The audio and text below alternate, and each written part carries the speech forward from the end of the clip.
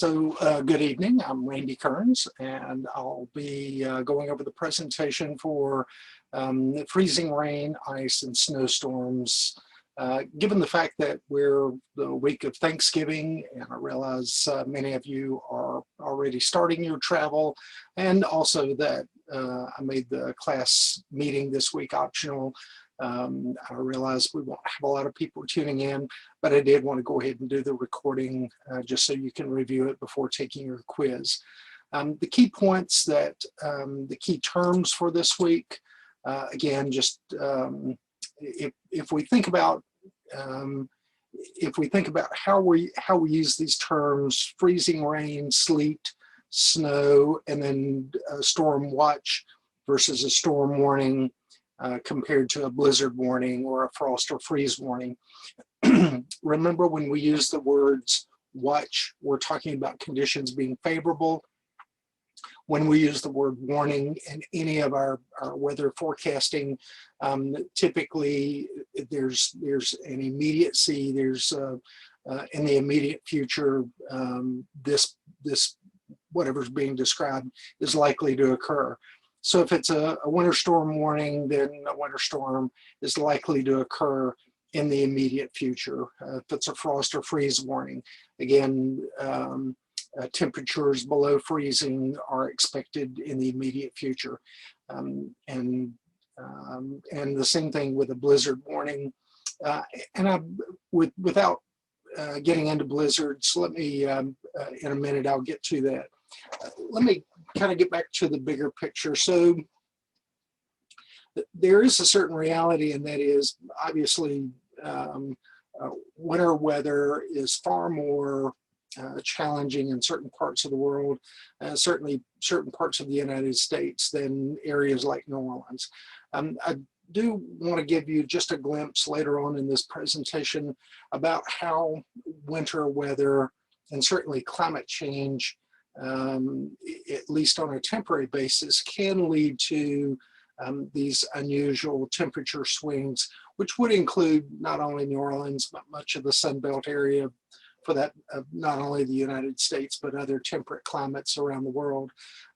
So we'll get to that in just a minute, but I do want to point out that even though if you live in New Orleans, you may not be exposed to our idea of a cold night is it got down to 40 degrees last night, or it got down to 35 degrees last night. And for those of you who are from a climate or a country where you measure temperature in Celsius, for Fahrenheit at 32 degrees, it's 0 degrees Celsius. So Fahrenheit at 40 degrees is about 4 degrees Celsius. Anyway, let's kind of move on into when we talk about ice storms. Typically ice storms occur associated with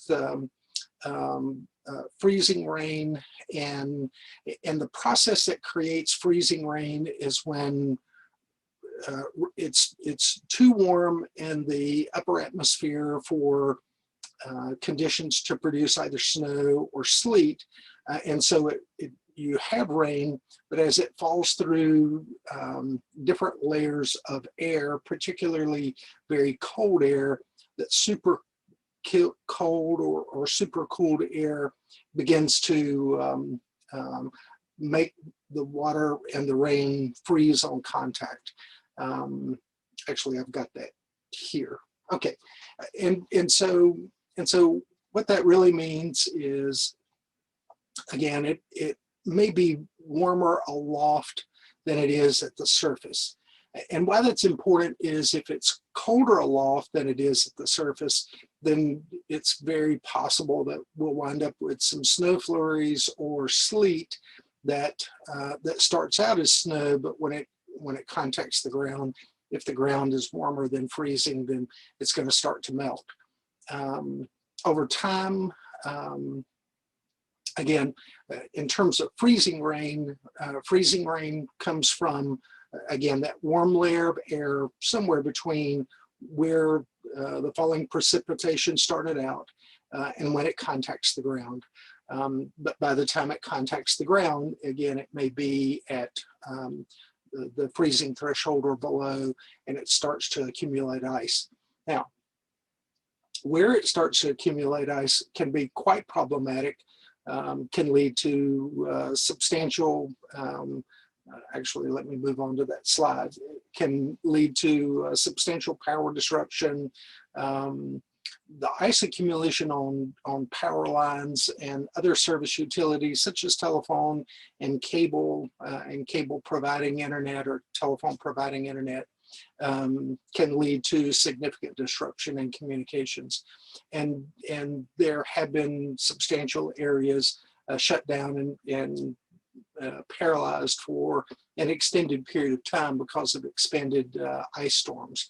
I'll also add that if you've ever tried to drive in snow versus driving on ice, there are certain traction elements that allow you to slow down but drive reasonably safely in snow. That's not the situation with ice. It really doesn't matter what type of vehicle you're driving. It doesn't matter if you have four-wheel drive or two-wheel drive. You're going to have a great deal of difficulty navigating any type of ice, and typically that's the basis for significant numbers of vehicle accidents. And so small ice accumulation can be, again, considered more of a nuisance, but up to a ½ inch can be disruptive, and greater than a ½ inch can be considered crippling. And again, having seen ice accumulate in quantities of greater than a ½ inch before, I have seen these areas that lose power for an extended period of time, 8 days, 10 days, 2 weeks.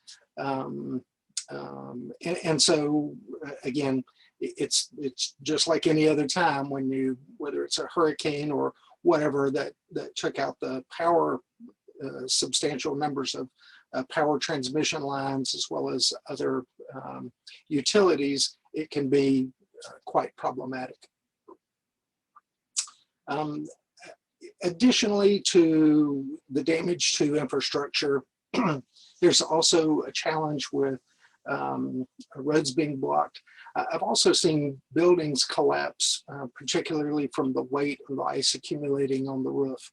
And so different types of metal buildings, I've seen the roofs on houses, the house collapse. The weight is substantial, and it can come either from ice or snow or some combination thereof. It is important to point out that water doesn't necessarily freeze at 32 degrees. And so a couple of nuances there. If you're around the ocean, salt water actually has a freezing point of closer to about 28 degrees or about -3 degrees Celsius.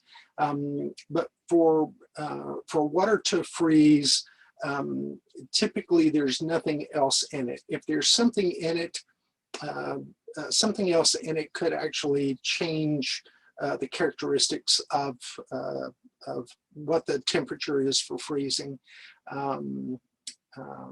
Let's see, what else do we want to talk about here? It is important to point out that super cooled water, when it comes in contact with a surface that's also very cold, it can freeze almost on contact. And that type of super cool drizzle or super cooled rain can lead to substantial amounts of ice accumulation in a very short period of time. This is just one of several images that I selected. This is actually from a personal collection of something that that I experienced quite a few years ago. This also gives you an idea of how, again, freezing rain can accumulate on other surfaces. And it's also important to remember that if you live in warmer areas, you can have a cold spell that allows for sleet, snow, freezing rain for short periods of time. And then because it may heat up, it melts some of it down, and then again gets cold again overnight and leads to a condition called black ice. I think I have a slide on that shortly, and let's kind of wait until we get to that. And again, in terms of ice storms and what their impact is, we're more likely to have the warm, moist air as it comes up out of the Gulf.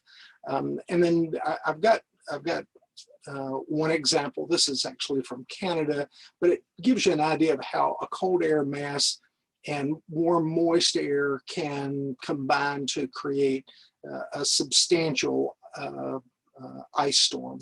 And the reality is, although this example that I'm going to use is actually from Canada, the reality is that warm, moist air really comes up out of the Gulf, and wherever that line of demarcation of where the front is, of where the cold front is, that has that Arctic blast of cold air behind it, that can literally be North Louisiana. It can be northern Mississippi. It can be Tennessee, Indiana, any of the Midwest states. And then again, the whole point to the two elements necessary to create a really substantial ice storm is that combination of lots of warm, moist air pushing moisture north and overrunning a cold air mass. And then as that warm, moist air starts dropping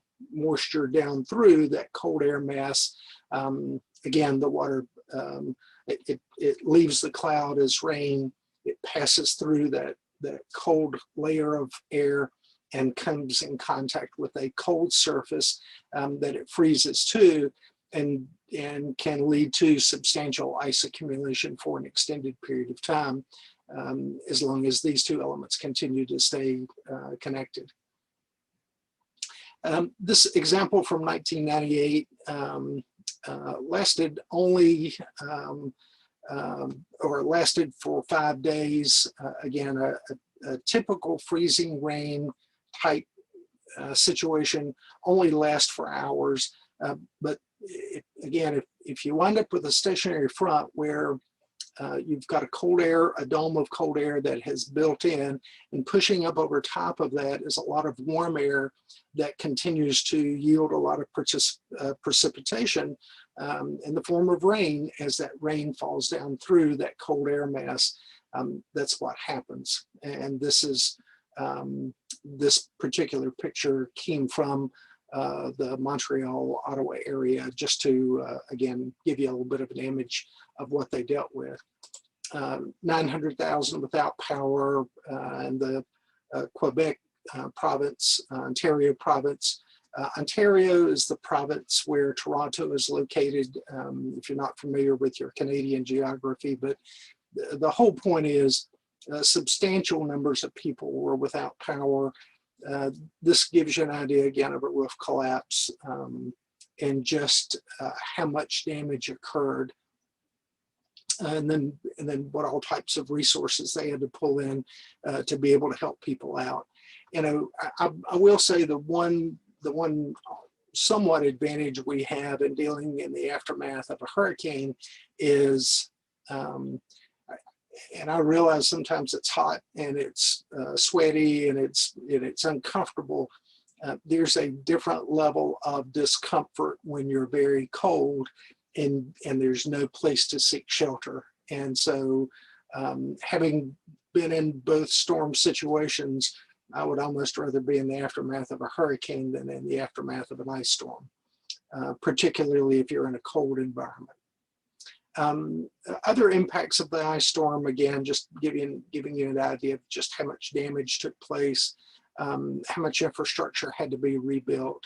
And again, ice accumulation on trees, it's, you know, from an aesthetics standpoint, it's rather attractive to see, but it's also quite dangerous. And as you can imagine, as dangerous as it is to this tree, you can imagine what's happening to anything that may be under the limbs of the tree, such as again, power lines, telephone lines, and other utilities. What else do we want to be sure and add? Anything anytime there's so much ice accumulation that it's heavy enough to collapse some of these steel structural transmission towers, gives you an idea, again, just how much weight we're talking about and how much ice accumulation we're talking about.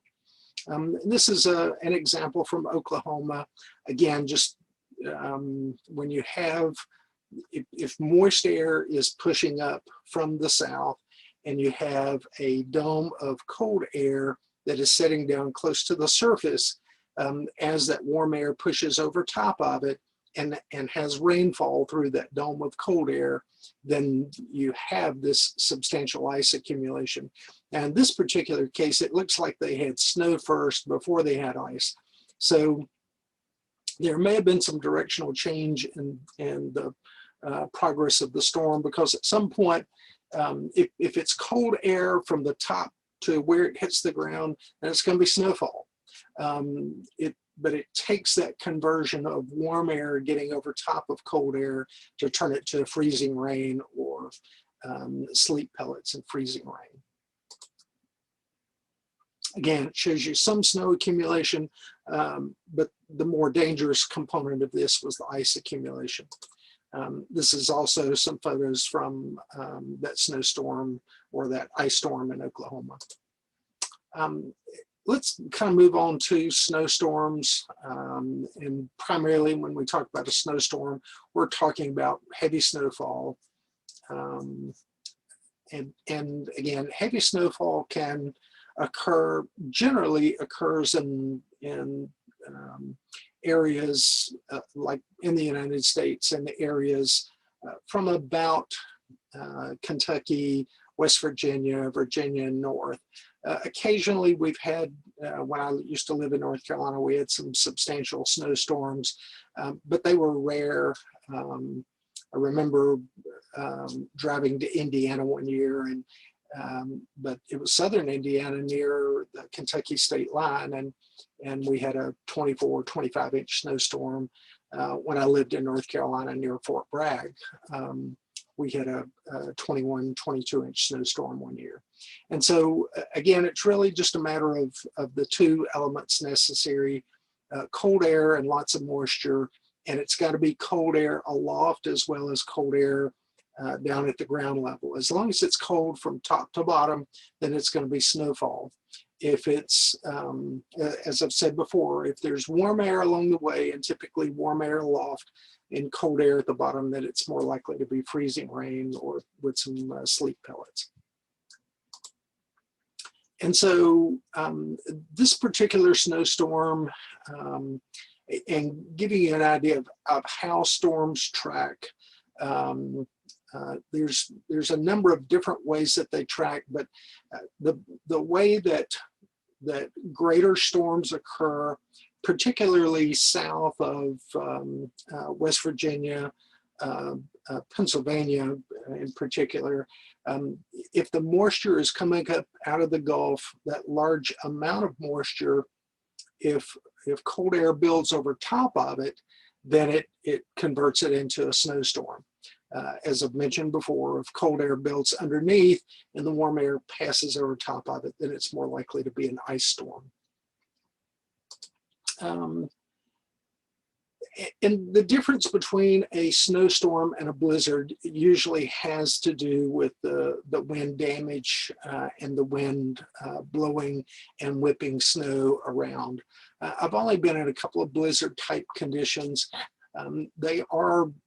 They're incredibly unusual. It's very, very difficult to see. It's very difficult to get about and move about. It's one of those situations where you want to find a safe place and stay there until the storm passes, because during the day or overnight during a blizzard can be a very dangerous situation. Just again, this is if I'm not mistaken, this is a picture from Chicago where a number of commuters wound up being stranded in their cars during a blizzard.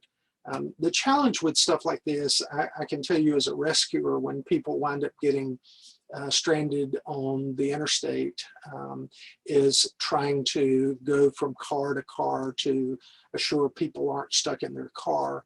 I do have some tips if you do wind up getting stranded in your car. That's a part of this presentation that we'll talk about later. But I will tell you again, as much as you can avoid, if that's the forecast, you need to get off the road and you need to find a safe place to be. I will tell you again, our concept of dealing with blizzards, particularly in what's considered the American South, the southern states of the United States, is far different than some parts of the country. Several years ago, I drove from the state of Washington through Idaho, through Montana, and into the Dakotas. And it was during the middle of the summertime that my son and I made that drive. But one of the things I was struck by was I kept seeing these really, really large crossing arms like you would see at a railroad crossing on the interstate. And I couldn't figure out what that was all about. And the reason they're there is whenever there is a blizzard, they bring the cross arm down to close off the interstate to be sure people aren't on the interstate or trying to travel on the interstate, so they don't have to come out there and rescue you. And as you can imagine, how rural and desolate and very difficult it would be to call help anyway in some of those areas. In terms of blizzards, again, primarily there's a lot of moisture involved. There's a lot of, because there's a lot of moisture, there's also, as the front builds, there's also a lot of wind involved. And as there's substantial snowfall, you also wind up with a lot of wind moving the snow around. And then how long the blizzards last. So some of the examples that I found included examples of up to a week. It's less likely for it to occur for an extended period of time. Typically, a blizzard is going to last no more than 24 hours. And in many cases, it lasts no more than 12 hours. But again, it is important to pay attention to the weather forecast and by all means, be sure to seek shelter long before a blizzard may occur. Places that are most common, at least as we look around the world, the Mississippi Basin. And so why would they be common around the Mississippi Basin? Again, think of the amount of moisture that it takes to fuel the storm, to provide the type of moisture that it would need on an ongoing basis. The other advantage to the Mississippi Basin also is there's a lot of flat area. And so because there's a lot of flat area, there's not a lot of mountains to strip out some of the strength of winds as winds move across the plains. And the same conditions exist in Canada, certain parts of Russia, and certainly any of the central Great Plains. So again, what would you expect during a blizzard? Strong winds, sustained winds, 35 mile an hour is typically that threshold of when we start to refer to this as a blizzard. Significant snowfall and potentially significant ice, although the two primary elements that we would see in a blizzard, sustained winds or wind gusts of routinely 35 mile an hour or more, and significant snowfall.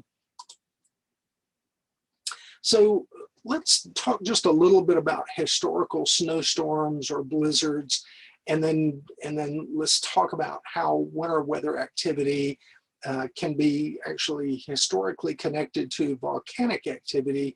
And then I also want to talk about something called a nor'easter. So this goes back to 1993. It was called the storm of the century. And I actually, I was working in emergency management at this time. And it was this substantial subtropical storm. Now, the reason it's important, if you look at the circulation of the storm, it actually has very similar characteristics to what we would otherwise call a hurricane. But because it was subtropical in nature, it's not referred to as a hurricane.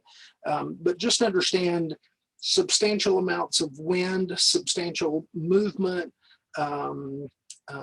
significant amounts of moisture was in this storm as the moisture was feeding into the storm from first the Gulf and then later the Atlantic Ocean. But it dropped these incredible snowfall amounts, even 3 inches of snow in Mobile, Alabama. And if you've ever been to Mobile, Alabama, you know they don't have a lot of snow. This is just another picture of, again, what was considered the storm of the century. This is some of the aftermath. 50% of the US population was affected by the storm at one point or another. More than 300 people lost their lives. Spawned tornadoes, hurricane force winds between Cuba, Louisiana, and Florida. As I mentioned, it had a lot of characteristics. Had it been tropical in nature, it would have otherwise been considered, you know, a pre-Atlantic. It had the characteristics of a hurricane, but because it was subtropical in nature, it was considered a winter storm. But again, just understand 130 mile an hour gust of winds. 130 mile an hour winds are strong Category 3 hurricane type winds. 60,000 lightning strikes. That's also referred to as thunder snow. Thunder snow is an interesting phenomenon. Most snowstorms do not include thunder and lightning. And so again, you certainly recognize thunder and lightning when you have a snowstorm. The second storm of the century occurred in 1996. It again created a substantial amount of flooding, a substantial amount of snowfall. There was a lot of wind and rain, up to 4 foot of snow, 154 people killed, again, a lot of it related to flooding, and $3 billion in damage. This again gives you an idea of the size and scope of the storm. And then this gives you an idea of the amount of snowfall. This is West Virginia.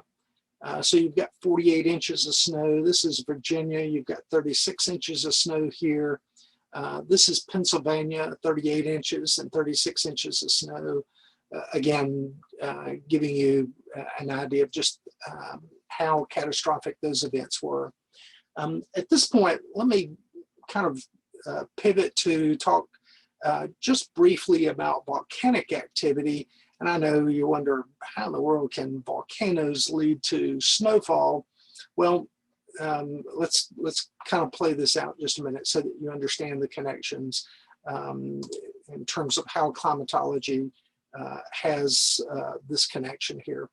So again, if you have an eruption of a volcano, you have those effects that occur within hours, and then those effects that occur within days, and then what happens for weeks and then months.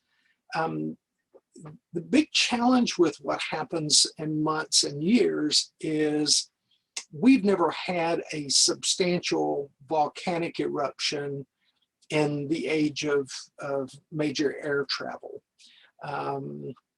You know, we've only had air travel in the world for 117 years, and in reality, we've only been flying globally on a regular basis for about 50 years.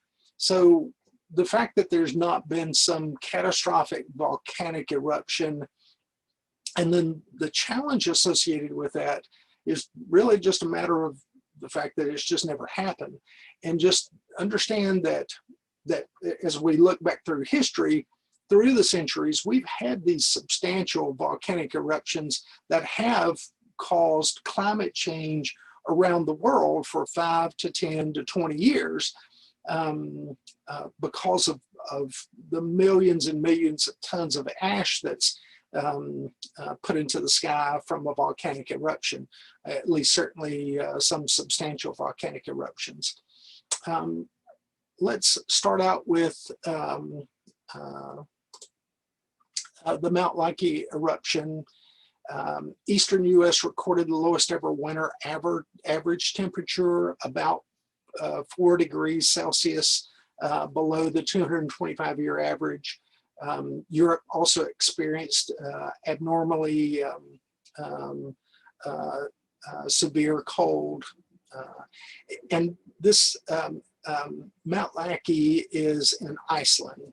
And again, if we understand the impact worldwide, we have to understand the impact of what it does to not just the local area, but how, again, all of this dust and particle is put into the air, and then how that compromises both global climate activity for an extended period of time. Again, getting well past that original eruption, maybe the earthquake associated with it, maybe the tsunami associated with it, maybe the death and destruction and dying associated with that immediate area. There was an estimated 6 million people were killed as a part of the 1783 eruption. Another example, Mount Tambora, this is in Indonesia, resulted in an extremely cold spring and summer in 1816.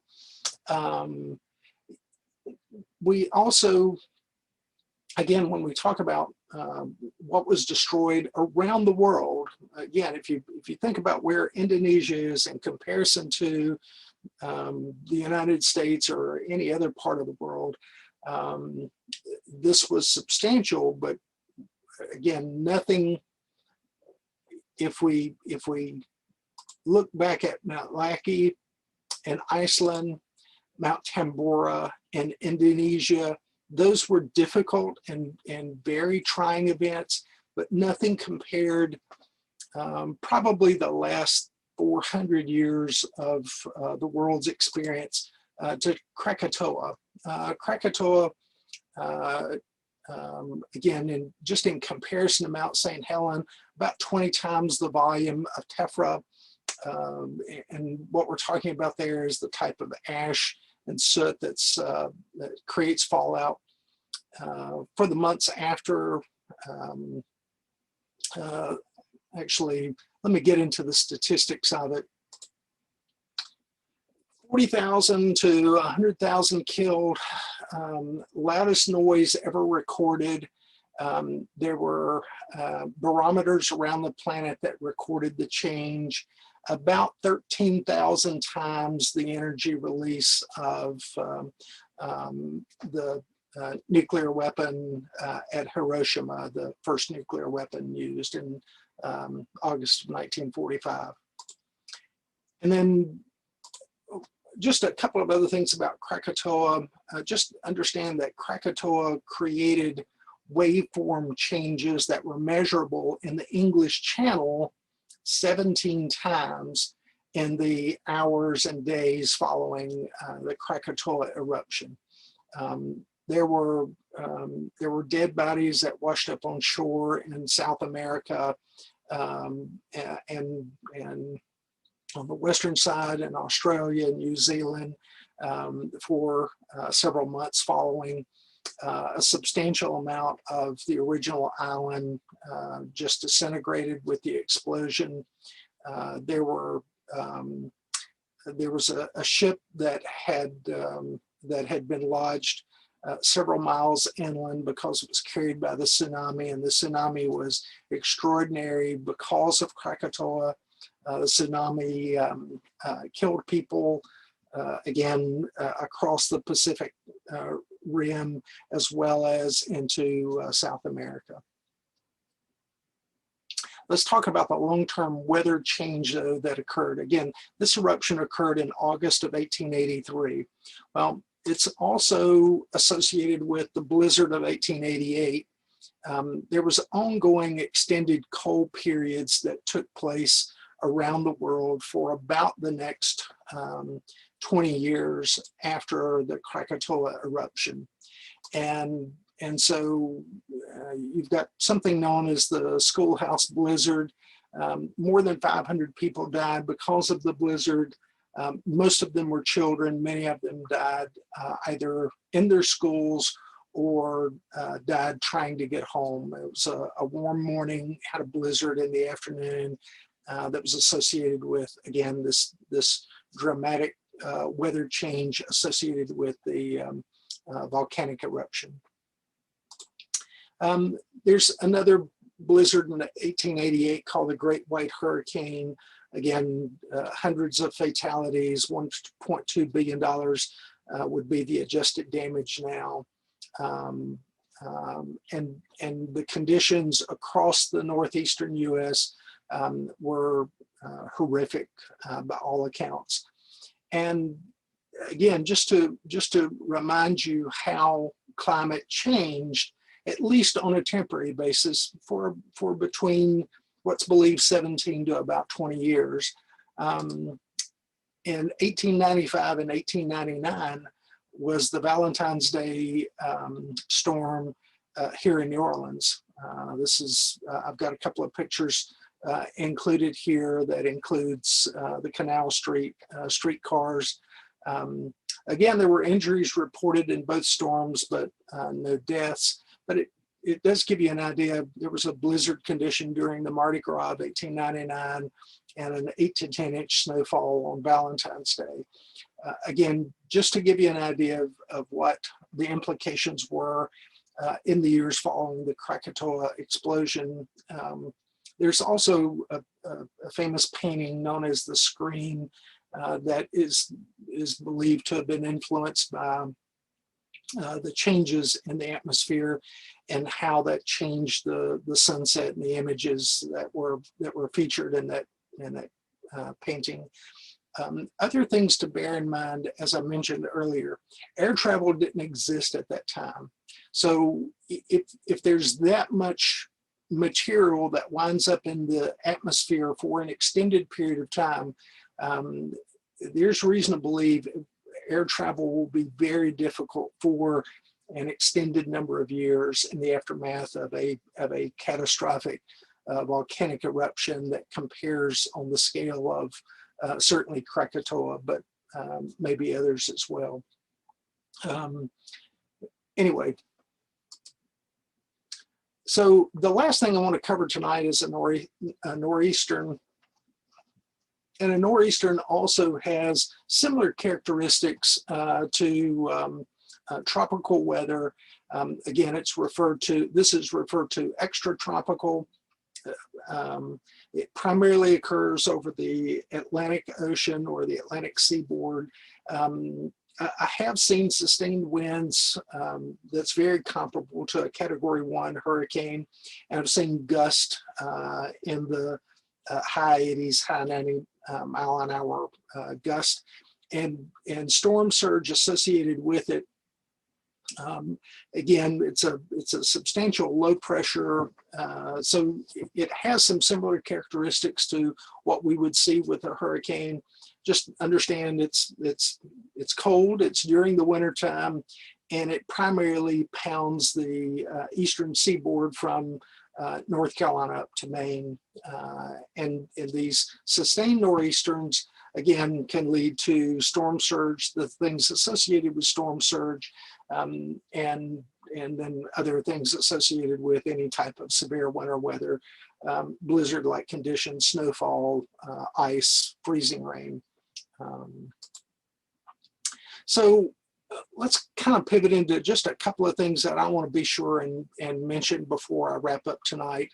It is important to be sure from a business continuity standpoint And from a personal preparedness standpoint, what do you plan for and how do you plan for these things? And whether we're talking about an ice storm or in the aftermath of a hurricane or anything else that may impair power production, what type of alternate power supply do we have?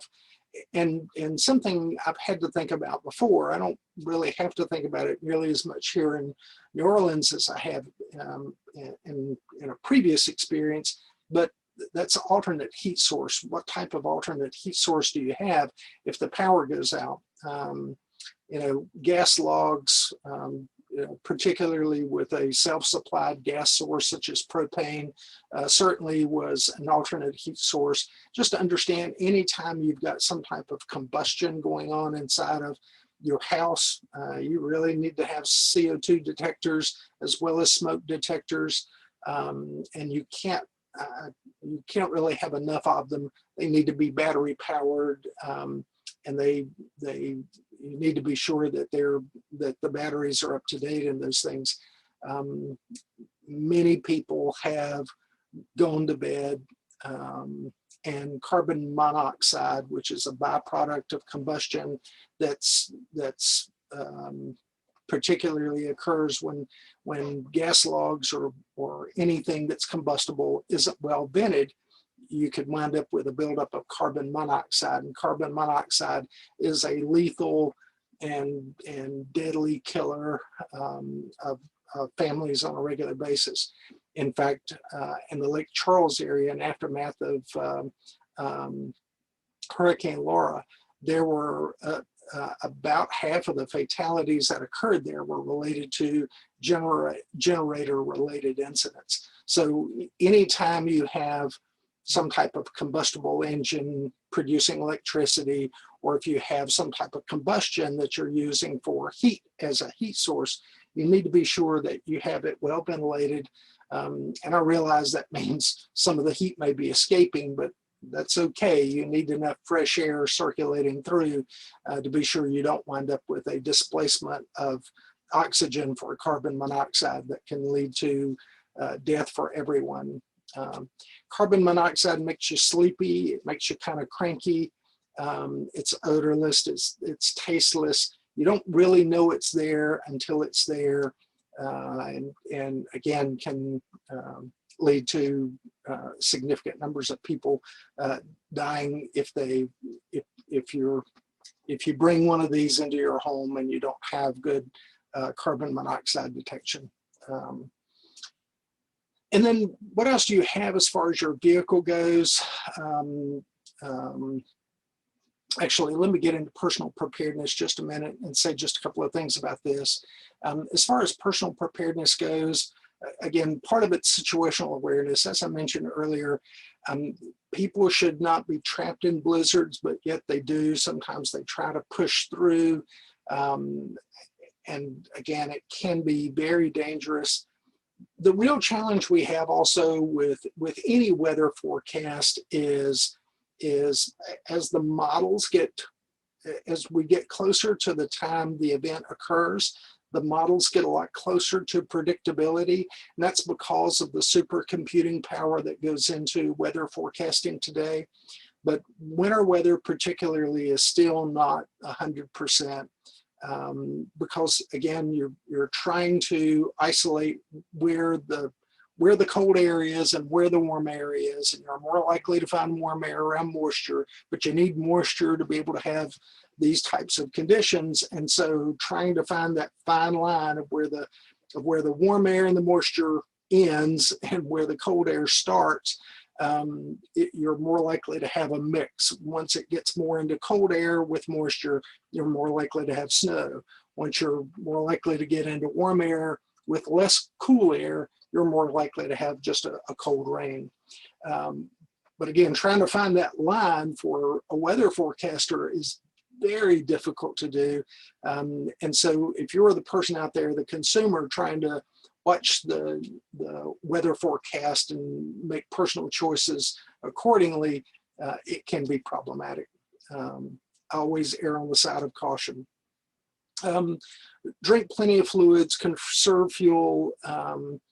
If you have issues with pipes freezing, again, it's best to plan for that and plan to keep your pipes from freezing. And there's a couple of different commercially produced products to be able to avoid something like that.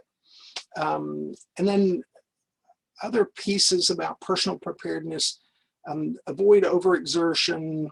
The number of heart attacks that we see on a regular basis involved in people shoveling snow is really substantial, or certainly was an experience I had in the Carolinas, because we didn't have that much snow, and when it did, people had this compelling need to want to get out and clear the snow away from their sidewalk and around their cars, and you wind up being overexerted. You wind up in a cold environment, and you're breathing in cold air, which can be a recipe for creating heart dysrhythmias and leading to a heart attack. Anyway, cover your mouth. What you're trying to do is you're trying to warm some of the air before it gets internally. Stay dry, avoid frostbite. Watch for signs of hypothermia.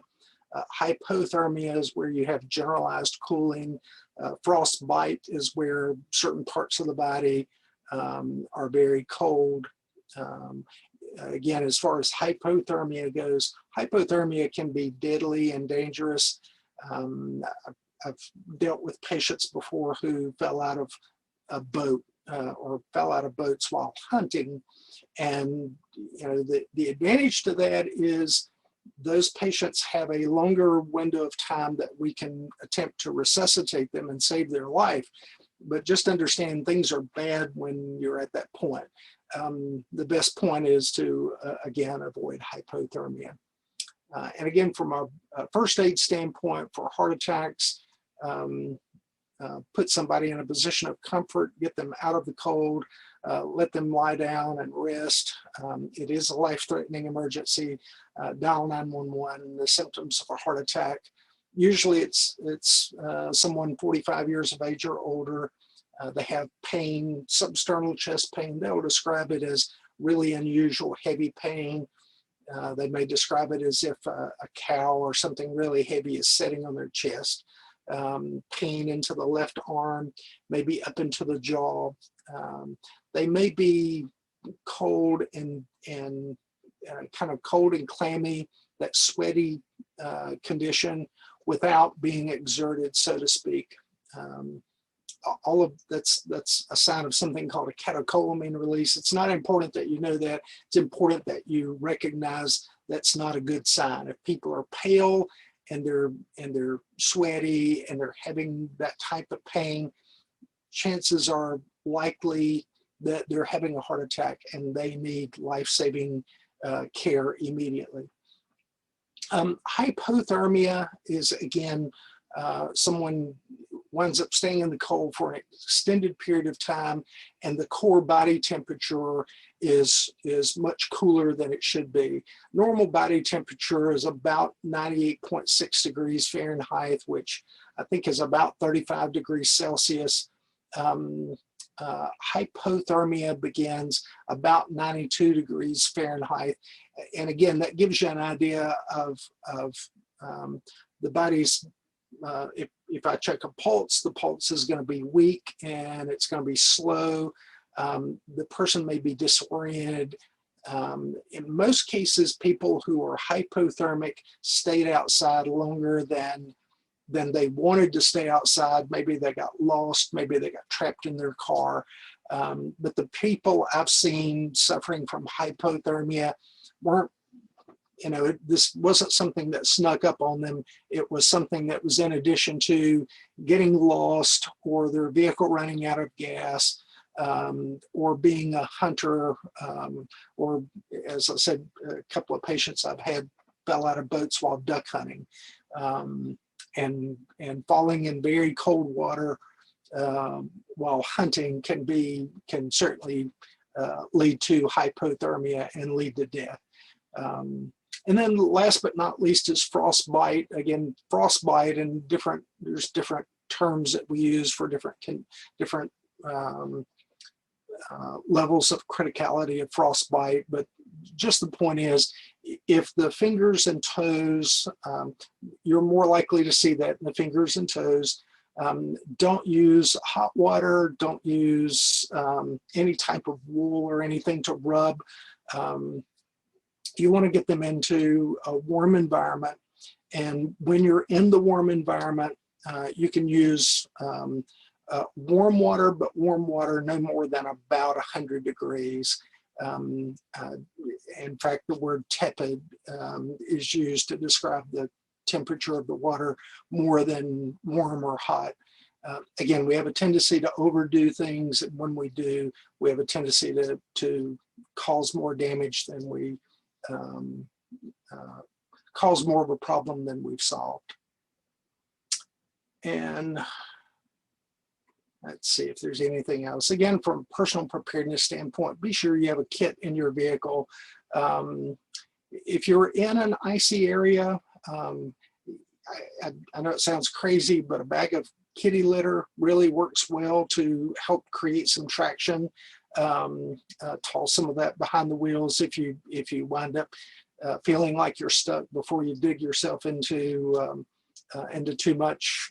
But a good map, a blanket, a car cell phone charger. As I mentioned before, I keep an old cell phone, keep an old iPhone 4S in each of my cars, and an old cell phone and a cell phone charger there, just to be sure that if for whatever reason my other cell phone wasn't working, I've got one of those on a different cell tower system than my common cell tower carrier. As an example, my cell phone is on Verizon. The type of cell phones that I have in my vehicle are all AT&T or Sprint. I'm sorry, AT&T or T-Mobile. Yeah. Anything else? I think that's it. So let's kind of wrap up by saying just a couple of things. Again, I hope you found the information useful. As far as the quiz goes, go over the terms and look over some of the primary slides that where I went over the differentiation between different types of winter weather conditions. And beyond that, I don't have anything else to add. Again, because of this week being Thanksgiving, there's no additional assignments other than the quiz that goes with this. I will note that there's a final paper. It's now active. Be sure and take a look at that and be sure and work on that assignment. There will be an optional final exam if you need some extra points. That will become active in the next couple of days, and there will be information that goes with that. Again, it's optional. It'll give you several extra points on your final grade average. If you're close to that next letter grade, it may be useful for you. If you already have a solid A, then you're in great shape. If you have a solid, if you have an 82, that's a solid B, it's not going to push you into an A. But if you have an 88 or an 89, it should push you over the boundary into what you would need for an A. And as always, if you have questions, please send me a note. Otherwise, that's all I have for the week. I hope you have a great Thanksgiving. And if I don't talk to you between now and graduation, I hope to see you at graduation or again sometime when we're back on campus. That's all I have. So let me stop the sharing and end the presentation. You have a good night.